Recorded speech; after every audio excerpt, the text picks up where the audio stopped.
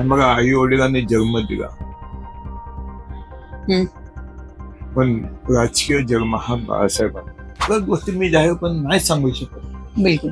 आणि मला आतमध्ये डीप पण जायचं नाही. मी एवढ्या वर्षात कधी टीव्ही चॅनलवरती कधी मिस एक तुम्हाला सांगू का, आता उद्या तुम्ही आमच्या पक्षात आले, आम्ही घेणार नाही तुम्हाला. मी तोडले का वरती. माझी 2 मुलं आहेत. दोन्ही मुलांना मी सांगितलं राजकारणात यायचं.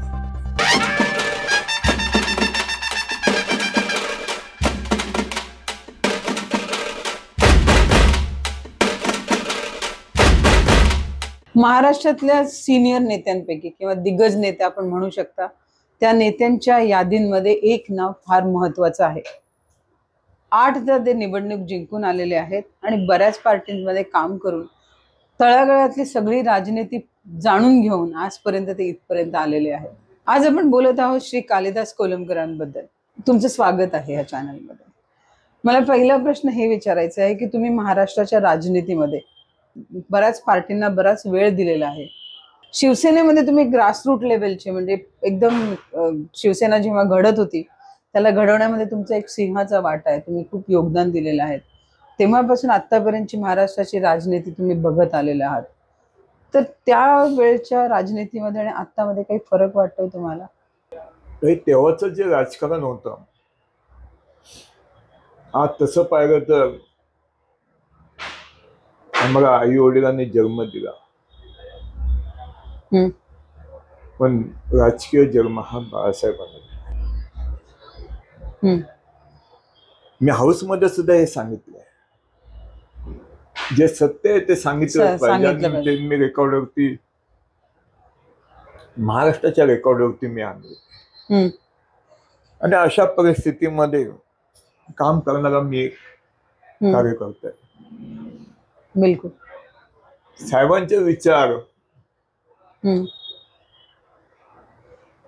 आम्ही लोक आयुष्यामध्ये कधी विसरू शकत नाही. पण आताचं जे राजकारण चालू आहे हे वेगळं राजकारण. काय वेगळं आहे तेच विचारायचं होतं. वेगळं राजकारण म्हणजे काय, साहेबांच्या विचाराने ज्या पद्धतीने काही गोष्टी सगळ्यांना बाळासाहेब करत होते, सगळ्याच गोष्टी मी जाहीरपणे नाही सांगू शकत. बिलकुल. आणि मला आतमध्ये डीप पण जायचं नाही. मी एवढ्या वर्षात कधी टीव्ही चॅनलवरती कधी मी सांगितलं नाही आणि भविष्यात सुद्धा सांगणार नाही. आज मी बीजेपी पक्षामध्ये आहे. का आलो पक्षामध्ये त्याची कारण तुम्ही मला ना विचारली. मी विचारणार ना, अजून इंटरव्ह्यू सुरू झालेला आहे. नारायणरावांवरती जो अन्याय झाला त्यानंतर हे आमचे चेंजेस झाले. अन्याय झाला तो, ज्या पद्धतीने अन्याय झाला त्या पद्धती चुकीची. आणि मामळी ग्रासरूटचे बाळासाहेबांचे नेते कार्यकर्ते, आणि त्याच्यामुळे आम्हाला काही गोष्टी सहन नाही झाल्या म्हणून आम्ही बाहेर निघालो. जे आहे ते आहे. मग तुम्ही नारायण रावांचे खूप चांगले मित्र आहेत म्हणून काँग्रेसमध्ये त्यांच्याबरोबर गेला?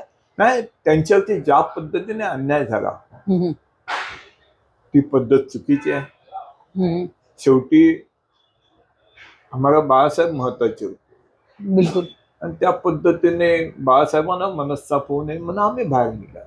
पण तुमच्याकडे बीजेपी विकल्प होता ना तेव्हा पण बीजेपी हा एक विकल्प होता ना आपल्याकडे. बघा काय माहितीये, शेवटी एवढा मोठा महाराष्ट्राचा मुख्यमंत्री ते एखादे डिसिजन घेत असतील तर त्यांना आपण नाही बघू शकत. बिलकुल. त्यावेळी मी सुद्धा मिनिस्टर होतो, फूड अँड सप्लाय आणि नगर विकास. पण बॉस बाहेर निघत असे की आम्ही आमच्या मित्राला मानतो आणि त्या व्यक्तीवरती जेव्हा अन्याय होतो त्यावेळी त्या अन्यायाच्या वाचा फोडण्यासाठी किंवा त्यांना न्याय देण्यासाठी आम्हाला पाठी येणं हे माझं कर्तव्यच होतं. कारण ते जेव्हा शाखांवर होते तेव्हा मी शाखांवर होतो. जे नगरसेवक झाले 85ला, मी पण नगरसेवक झालो. ते 90ला आमदार झाले, मी आमदार झालो. ते मुख्यमंत्री झाले, मी मंत्री झालो. आणि वैशिष्ट्य म्हणजे तुम्हाला सांगतो, त्यांचं कुलदैवत तेही मालवणचे, मीही मालवणचे. आणि त्यांचं कुलदैवत हे कांदळ गावामध्ये आहे आणि माझंही कुलदैवत कांदळ गावामध्ये 10 फुटाचं अंतर आहे, सातेरी देवी. सिमिलॅरिटीज खूप आहेत तुमच्या दोघांमध्ये. अशा मनुष्य एकदम जवळ राहणारच हो. मग असं म्हणू शकतो का की जिथे जिथे राणे गेले तिथे तिथे तुम्ही गेलात? असं ना, आता मी बीजेपी मध्ये आलो ना, तर राणे पण बीजेपीत आलेत ना? ते नंतर आले. हा. पण बीजेपी मध्ये मी जे आलो ना, हम्म. माझा वैयक्तिक काय स्वार्थ नव्हता, अजिबात स्वार्थ नव्हता. माझे प्रसाद राम माझे मित्र आहेत, त्यांनी मला काही गोष्टी सांगितल्या. खरीदाची तुमची कोणती कामं आहेत, तर ती कामं मी त्यांना सांगितली आणि त्याने देवेंद्रजींना सांगितलं. आणि देवेंद्रजी आणि माझी ती चर्चा झाली. साहेबांनी जेव्हा मला सांगितलं, साहेबांना साहेब माझी 5 कामं आहेत. कोणती 5 कामं आहेत तुमची? तर मी सांगितलं, पोलीस हाऊसिंग, 92 एकर जमिनीवरती बीडीचा डेव्हलपमेंट. तिसरं काम, गिरणी कामगारांना जे कामगारांच्या क्वार्टर्स आहेत त्यांना एपीसाय वाढवून द्या. दुसरं भीमज्योत. आणि 5वं गिनीज बुक, 5वं माझं हे स्विमिंग पूल. माझ्या नायगावमध्ये ह्या पट्ट्यात स्विमिंग पूल नाहीये, ते स्विमिंग पूल हवं ही माझी इच्छा. आणि त्या पद्धतीने मी 5ची कामं सँक्शन केली. आता ज्या व्यक्तीने ही कामं करून दिली, बरोबर आहे, आता मी हा विचार करू का की पक्ष महत्वाचा? ज्या व्यक्तीने काम केलं त्या व्यक्तीच्या पाठी खंबीरपणे उभं राहणे हे माझं काम. माझ्या जनतेची कामं केली, माझ्या एरियातली कामं केली. मला हाच प्रश्न तुम्हाला विचारायचा आहे. तुम्ही शिवसेनेत होतात तेव्हाही निवडून आलात, तुम्ही काँग्रेसमध्ये होतात तेव्हाही निवडून आलात, तुम्ही बीजेपी मध्ये आल्यावरही निवडून आलात. तर तुम्हाला असं वाटतं की लोकांना पार्टी महत्वाची नाही, जो काम करणारा कॅन्डिडेट आहे ते महत्वाचे आहे? एक तुम्हाला सांगतो, मी अनेक प्रसंग माझ्या अंगावरती ओढून घेतले. पोटनिवडणूक झाली, पोटनिवडणुकीचा इतिहास मी तुम्हाला सांगेन तर आयुष्यात हा इतिहास तुम्ही ऐकला नसेल. त्यावेळी माझ्या मतदारसंघात 228 बूथ होते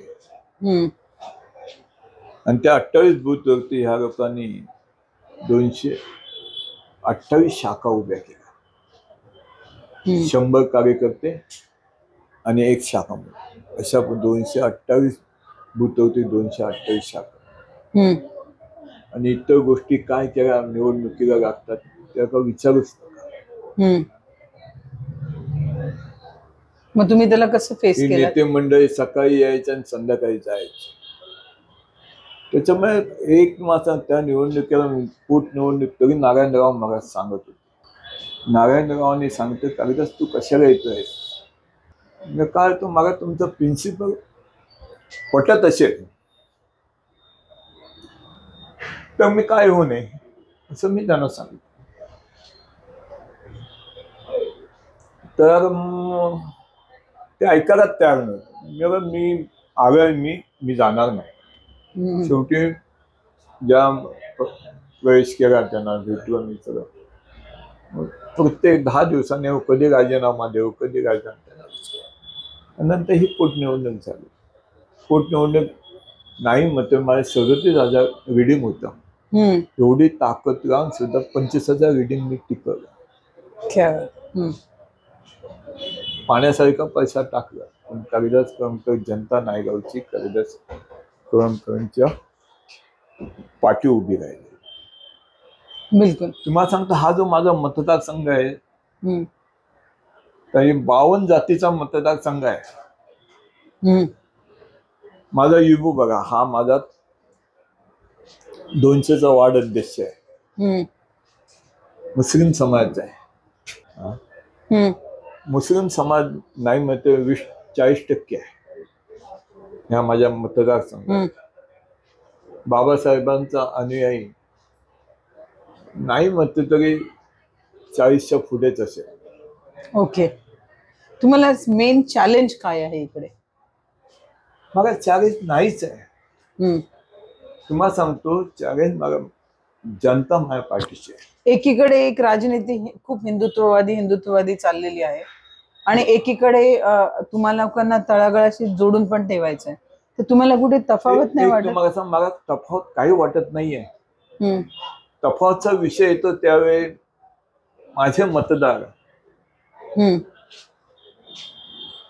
उनरी केकेला आम्ही मतदान करणार, केकेला आपण मतदान करणार. हम्म. आणि काय पाहिजे मला? मी जनतेचं काम करते. तेव्हा जात पात पक्ष मी कधी पाहिला नाही, कधीच नाही, कोणी असू दे. हम्म. बाळासाहेबांची जी शिवसेना आहे त्याच्यात 2 भाग झालेले आहेत. हा, तुम्हाला काय वाटतं, म्हणजे तुम्ही कसं बघता त्या विभाजनाकडे? एक मग दोघांचं पाहताना बाळासाहेब असतानाची जी शिवसेना आणि हे चित्र पाहण्याचं वाईट वाटतं. हम्म. वाईट वाटतं ह्या शब्दात सांग. की तुम्ही ह्या शिवसेनेला कुठे बघता आता, म्हणजे पुढे काय भविष्य बघता? तर मी स्वतः सांगतोय ना, ही पार्टी जनतेला सांगतोय. मग ह्यातच मी शिवसेना पाहतोय, ह्या विचारामध्ये. म्हणजे शिवसेना आता पुढे विचारामध्येच राहील फक्त? माझ्या विचारातच राहणार. मी जनतेला सांगणार बाळासाहेबांचा आज बीजेपी पक्षामध्ये मी आहे, आणि ज्या पक्षात आपण राहतो किंवा काम करतो तिथे इमानदारीमध्ये काम करतो, तिथे गद्दारी अजिबात चालणार नाही. आणि त्या प्रिन्सिपलचा मी मनुष्य आहे. पण बाळासाहेबांचे विचार माझ्या पक्षाने सोडायला नाही सांगितले. त्यांच्या पार्टी बरोबर तर त्यांचा अलायन्स आहे. मग नव शिवसेना जी बाळासाहेब, आणि मी ह्या इथे आलो नसतो तर माझ्या मतदारसंघातील जनतेची कामं झाली नसती. ती देवेंद्रजींनी ती कामं केली, म्हणून त्यांना मी माझा नेता मानतोय. पण आधी एनसीपी आणि काँग्रेस होतं तेव्हा त्यांनी तुम्हाला सहकार्य नाही दिलं? करतो करतो म्हणून सांगायचे, व्हायची नाही तो कामाला गती नाही. कामाला गती देवेंद्रजींनी दिली ती दिली, आणि त्या माणसांनी एवढं काम करून दिलं. शब्दाला पक्के आहेत. तुम्ही तिन्ही पार्टींबरोबर होता, तुम्हाला कोणती पार्टी जास्त सक्षम अशी वाटते? बीजेपीच वाटते आहे. बीजेपी पक्षात आहे तर बीजेपीला नाव ठेवू का? नाही, तसं नाही म्हणत. सक्षम बीजेपीच वाटते मला. ते साहजिक आहे.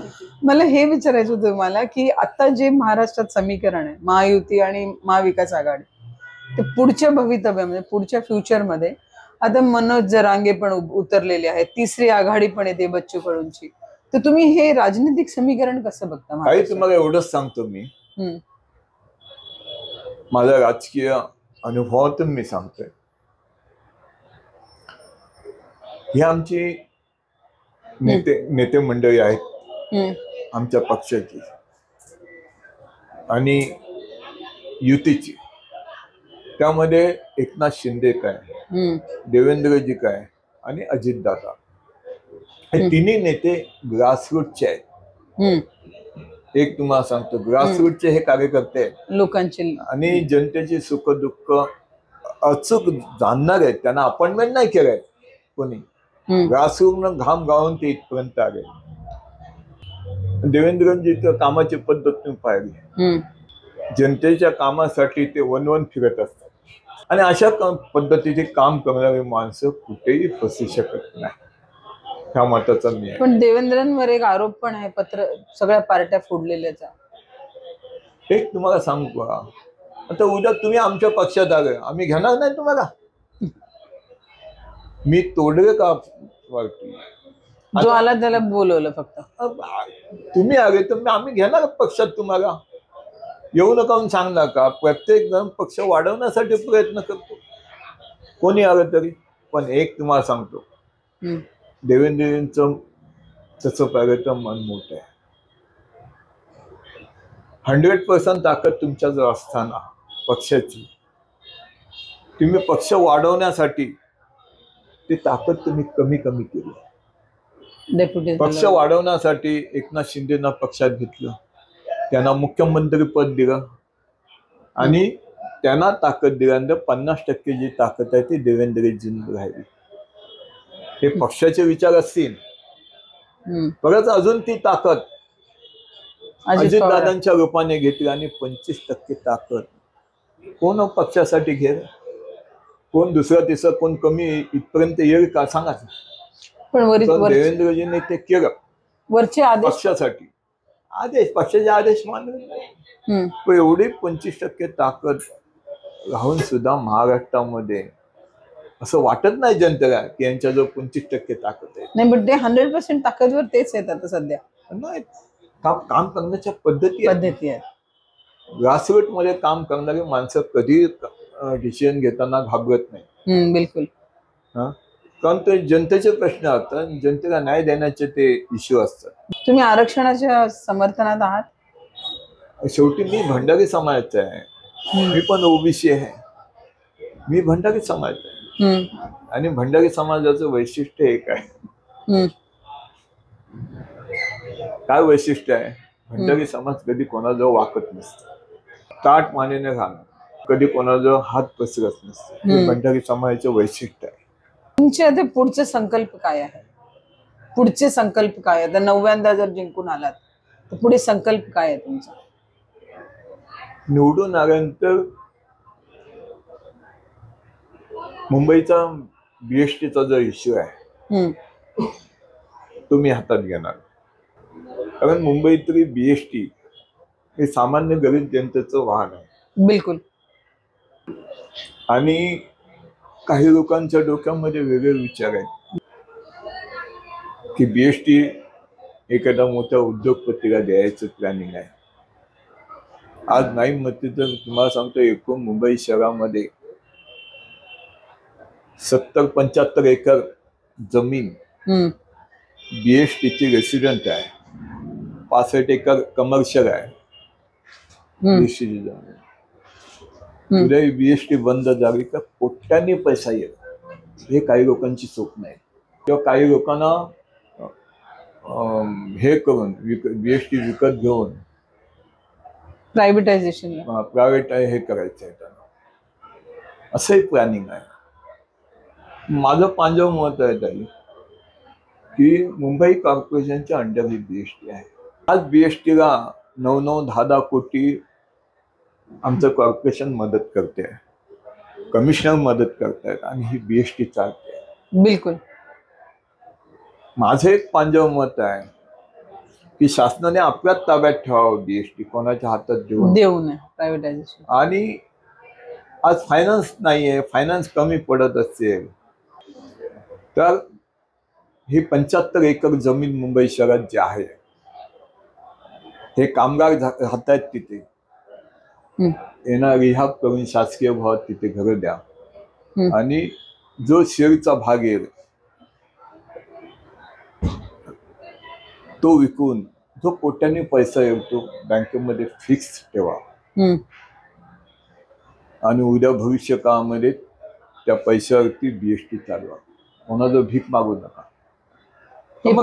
कमर्शियल पण तेवढा जागा. हे प्रपोजल तुम्ही सरकारला दिलं कधी? शासनाचं मी चर्चा करतोय, पण आता माझं पोलीस हाऊसिंग होतं आधी. अच्छा. बीडीचा डेव्हलपमेंट होतं, त्याला फर्स्ट प्राधान्य दिलं. मी एक शेवटचा प्रश्न तुम्हाला हे विचारते की पुढे महाराष्ट्राची राजनैतिक समीकरण काय असू शकतं? काही एक तुम्हाला सांगू, ही सगळं परिस्थिती पाहिल्यानंतर मी आता गिनीज बुकात जातोय. माझी 2 मुलं आहेत, दोन्ही मुलांना मी सांगितलं राजकारणात यायचं नाही. ह्याच्यावरच माझा एक प्रश्न आहे, तुम्हाला सांगतो राजकारणात यायचं नाही. आयुष्यात बिझनेस करा, धंदा करा, काही करा, पण हे राजकारण नको. बापाने 50 वर्ष राजकारण केलं पुष्कळ, मी ह्या मतात. बिलकुल.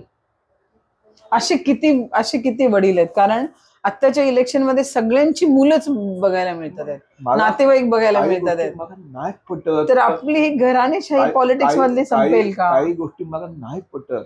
कळलं मला. नाही पटत. मी काही गोष्टी नाही बोलू शकत कारण मी राजकारणात आहे.